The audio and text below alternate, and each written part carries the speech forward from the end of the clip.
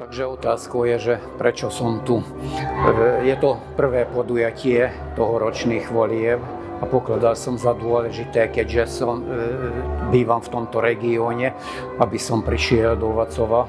Nielen preto, lebo aj na predošlých akciách som bol prítomný, ale pokladám to za dôležité, aby sme ako Slováci pri takej príležitosti, aby sme sa združili a naozaj jednotne vystupovali za svoju slovenskosť aj týmto spôsobom, že sa zúčastníme na tejto akcii a hlavne teda, čo je apropos tohto podujatia, že sa zúčastníme aj na tých voľbách.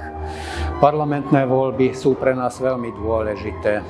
Sme v celej krajine roztrúsení Slováci a je našim záujmom, aby sme na tomto fóre boli prítomní, aby sme nielen aby sme sa zjavili, aby sme sa preukázali, ale predovšetkým, aby sme svoje záujmy nejakým spôsobom predostreli pre väčšinovú spoločnosť a aby sa nám lepšie darilo v tejto krajine.